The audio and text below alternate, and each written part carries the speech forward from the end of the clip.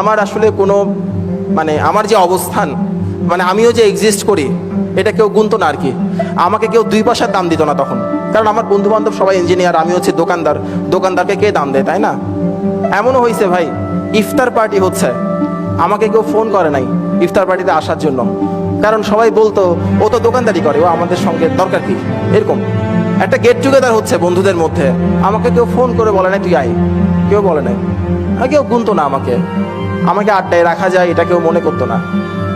এই কষ্টগুলো আমার ছিল। কারো কাছ থেকে পাত্তা না পাওয়া পৃথিবীর সবচেয়ে বেশি কষ্টগুলোর মধ্যে একটা। যারা এই কন্ডিশনের মধ্যে যান নাই তারা বুঝতে পারবেন না যে পাত্তা না পেলে আসলে কেমন লাগে। আপনার কোনো পৃথিবীতে আপনার কোনো দরকার নাই, এই অনুভূতিটা খুব কষ্টের, খুব কষ্টের। এই ব্যাপারটা ছিল। আর লোকজনের কথা তো নাই বললাম।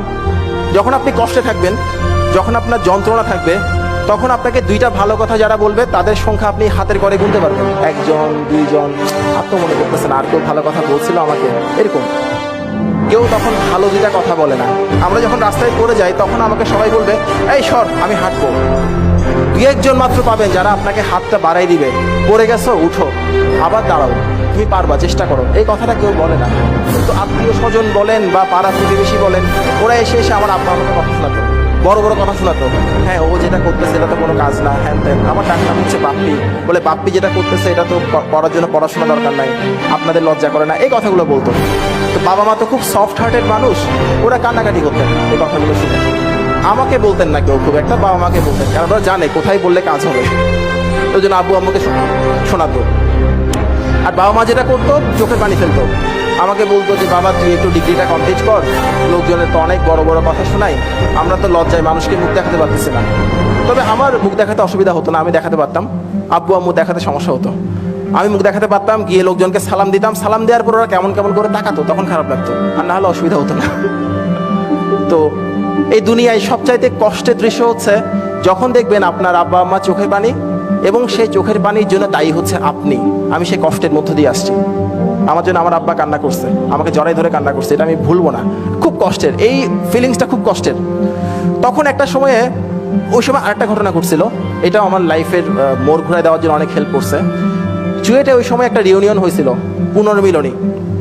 তো সেই, আচ্ছা আমি একটু বলি, আমি আমার এই পার্সোনাল এক্সপিরিয়েন্সগুলোকে শেয়ার করবো নাকি এগুলো স্কিপ করে যাবো? ওকে। একটা রিউনিয়ন হচ্ছিল, এরকম একটা স্টেজ। চুয়েটের কে আসো ভাই এখানে? তোমরা কে ছিলা ওইটাতে? ওই অনুষ্ঠানে ছিলা? ওকে, রিকল ইট, মনে করার চেষ্টা করো। তো রিউনিয়ন হচ্ছিল, এবং সেই রিউনিয়নে মোটামুটি মানে অনেক কাজই আমি করে দিছি। আমি প্রোগ্রাম অর্গানাইজ করতে পছন্দ করতাম, হ্যাঁ ভালোবাসতাম, কালচারাল কাজ করতে খুব ভালোবাসতাম। তখন আমি স্যারের কাছে প্রজেক্ট ক্লিয়ার করতেছি আর কি, স্যারের কাছে প্রজেক্টের জন্য যাচ্ছি, দেখা করতেছি এরকম। তো ওখানে একটা পার্ট ছিল এরকম, আমি তো 2002 ব্যাচ চুয়েটে, হ্যাঁ 2002 ব্যাচ আমি। তো 2002 ব্যাচতে যারা পাশ করছে চুয়েট থেকে, তারা সবাই স্টেজে উঠবে, দাঁড়াবে, দাঁড়িয়ে কে কি করতেছে, কোথায় আছে এটা একটু বলবে, যে আমি এই চাকরিতে আসছি, আমি অমুক জায়গায় আছি, এটা একটু বলবে। আমাকে বলা হলো তুমি গিয়ে দাঁড়াও ওদের সঙ্গে। তখনও তো আমি প্রজেক্ট ক্লিয়ার করি নাই, ডিগ্রি কমপ্লিট করি নাই, আমি কিভাবে দাঁড়াবো? তা আমি আমার স্যারকে বললাম, যিনি সুপারভাইজার স্যার ছিলেন, তাকে বললাম স্যার আমাকে এই অংশটা থেকে ক্ষমা করেন স্যার, আমি এটা বলতে পারবো না। বলে কেন, অসুবিধা কি, তুমি যাও স্টেজে যাও, গিয়ে বলো আমি পড়াশোনা করছি ইন্টারমিডিয়েট পর্যন্ত, এখন ব্যবসা করি, এটা বলো, গিয়ে যাও। বললাম স্যার এটা কীভাবে বলবো, সবাই স্যার ছোটো ভাই বোনরা বসে আছে সামনে, জুনিয়র স্যার সবাই আমার। বল না না না, বলো বলো যাও।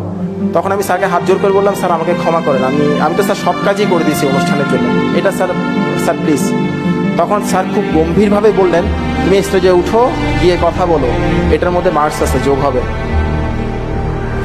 স্যার বলে it's a part of your project, go go businessman, এভাবে বলছিল আমাকে। আমি কি করব, গেলাম। এত কষ্ট লাগতেছিল। সবাই ধরেন বিভিন্ন জায়গাতে আছে, অনেকে গ্রামীণ ফোনে জব করে, অনেকে এরিকসনে জব করে, অনেকে বেসরকারি বিশ্ববিদ্যালয়ের শিক্ষক, বিভিন্ন জায়গায় পড়াচ্ছে, বিভিন্ন কিছু করতেছে, ভালো ভালো কাজ করতেছে। আমি তো এখনো মানে অনার্সই শেষ করি নাই, আমি কি বলবো। তখন মনে হচ্ছিল ওই মাইক্রোফোনটা আমার কাছে আসার আগে যদি আল্লাহ আমাকে তুলে নিত, যদি ঈশ্বর আমাকে ওই মুহূর্তে মৃত্যু দিতেন, আমার চাইতে খুশি কেউ হতো না। তো মৃত্যুর একটা সিস্টেম আছে, সিস্টেম হচ্ছে যখন আপনার ওই মৃত্যু সবচাইতে বেশি দরকার, তখন আপনি সেটা পাবেন না, এটা হচ্ছে মৃত্যুর সিস্টেম। তো আমারও মৃত্যু আসে নাই, মৃত্যুর পরিবর্তে মাইক্রোফোন চলে আসছে হাতে। মাইক্রোফোন ধরে এখন খুব হাসতেছি, তখন খুব কষ্ট লাগছিল, ওই সময় ফিলিংস বোঝানো যাবে না। মাইক্রোফোন ধরে আমি যে কথাটা বলছিলাম সে কথাটা ছিল এরকম, সবাই কোনো কিছু করা বলতে যেটা বোঝায় আমি তেমন কিছু করছি না, তবে তেমন কিছু করার জন্য চেষ্টা করছি, আপনারা আমার জন্য দোয়া করবেন। এটা বলে পাশের জন্য একটা মাইক্রোফোন দিয়ে দিচ্ছে। কারণ আমি বিজনেস করি, ব্যবসা করি, এটা বলার তো মানে বললেও কেউ শুনবে না এরকম আর কি। তখন মাইক্রোফোনটা দিয়ে পিছনে চলে গেছি, পিছনে গ্রিন রুম, ওখানে ওই বেসিন ছিল, প্রচণ্ড কাঁদতেছিলাম আর চোখে পানি দিচ্ছিলাম। তখন আমার এক দোস্ত, আমার খুব ক্লোজ ফ্রেন্ড, সে এসে পিছন থেকে জড়াই ধরছে, বলে তুই কাঁদছিস কিসের জন্য? বলে আমার ভালো লাগতেছে না, আমি কেন বেঁচে আছি, আমার ভালো লাগতেছে না, কিছু ভালো লাগতেছে না। তখন সে আমাকে একটা গালি দিয়ে বললো, দোস্ত তোকে তো পড়াশোনা করার জন্য অনেক বকাবকি করতাম, তখন তো শুনতি না, আমাদেরকে শত্রুর মতো ভাবতি, এখন বুঝ কাঁদছিস কিসের জন্য, পুরুষ মানুষ কখনো কাঁদে না, কাঁদবি না, এই কথাটা বলছিল আমাকে। তখন আমার ওই মুহূর্তে মনে হচ্ছিল এই পৃথিবীতে অন্তত একজন বন্ধু দরকার যাকে জড়িয়ে ধরে কান্না করা যায়। আমার মনে হয়েছিল ওই সময় আমার সেই বন্ধুটাকে পাইছিলাম। এই যে কষ্টগুলো, মানে পারিবারিক কষ্ট, বাইরের কষ্ট, এই কষ্টগুলো থেকে একটা সময় ডিসাইড করলাম আমি এই পৃথিবীতে আর বাঁচবো না, আমাকে কেউই চায় না, আমার বেঁচে থেকে কি হবে। অনেক অভিমান থেকে, অনেক ইমোশন থেকে ডিসাইড করলাম সুইসাইড করব। সেই দিনের কথা বলি, সন্ধ্যাবেলা রুমের দরজা বন্ধ করে প্রচণ্ড কাঁদতেছিলাম, হাতে কাপ, চায়ের কাপে বিষ খেয়ে ফেলবো। তো যখন আমি খাবো, আমি অত সাহসী মানুষ ছিলাম না, ভীতু ছিলাম, হ্যাঁ এগুলো করতে সাহস লাগে। যখন খাবো ভাবতেছি, তখন প্রথম যে চিন্তাটা আসছে সেটা হচ্ছে এটা খাওয়ার পর যদি আসলেই মরে যায় তখন কি হবে, এটা হচ্ছে প্রথম চিন্তা। তখন নিজেকে বুঝালাম, আরে গাধার বাচ্চা গাধা, তুই তো মরার জন্যই খাচ্ছিস, খেয়ে ফেল, এরকম। তখন ভাবতেছি মৃত্যুর সময় খুব সম্ভবত অনেক লোকই ভাবে মৃত্যুর পরে কি হবে, এটা অনেকে ভাবে, আমিও ভাবছিলাম যে মৃত্যুর পরে আসলে কি হবে। চোখ বন্ধ করে দেখলাম আমার আম্মা অনেক কান্নাকাটি করবে, প্রচুর কাঁদবে আমার আম্মা। আমার বাবা লয়ার, উনি কোর্ট থেকে দৌড়ে চলে আসবে, উনিও কান্নাকাটি করবে। আমার ছোট ভাই একটু ফাজিল টাইপের, সে আব্বার দিকে তাকাবে, আম্মার দিকে তাকাবে, কাউকে শান্ত করা যাবে না দেখবে, এরপর সে একটু চিন্তা ভাবনা করে নিজেও কান্নাকাটিতে যোগদান করবে, এরকম কিছু একটা হবে। তো ভাবলাম, এটা যখন ভাবছি আমার সবচেয়ে এখন মনে আছে, সবচেয়ে বেশি কষ্ট লাগছিল আমার মায়ের মুখটা যখন চিন্তা করছি, চোখের সামনে আসছে, খুব কষ্ট লাগছে। তখন ভাবলাম এই যে আমার লাইফটা, এটা তো আমার মায়ের দেয়া একটা উপহার, এই লাইফটাকে আমি নিজের হাতে কিভাবে শেষ করব, আমি পারবো না, সম্ভব না, আমি আমার মায়ের জন্য বেঁচে থাকবো, এই কথাটা মনে হয়েছিল। তখন মনে হয়েছিল আচ্ছা আমি যদি বেঁচেই থাকি তাহলে আমি কি হবে বলেন তো। আমার বন্ধু বান্ধব সবাই কতদিন হয়ে গেছে চাকরি বাকরি করতেছে, অনেক দূর চলে গেছে, ওদের কাউকে আমি ছুঁতে পারবো না, ওদের সমান হতে পারবো না, আমার কি হবে। আমি ভালো স্টুডেন্ট ছিলাম এক সময়, আমি এখন কোথায় আছি, কি অবস্থায় আছি, আমার কি হবে। তখন আবার ভাবলাম আচ্ছা ঠিক আছে, অসুবিধা কি, আমার বন্ধু বান্ধব সবাই সমাজের উজ্জ্বল নক্ষত্র হয়ে বেঁচে আছে, অসুবিধা নাই।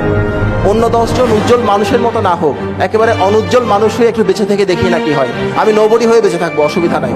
আমি সেই দিন শুধুমাত্র বেঁচে থাকার সিদ্ধান্ত নিয়েছিলাম বলে আপনাদের সামনে দাঁড়িয়ে কথা বলতে পারছি, আর কোনো কিছুই না।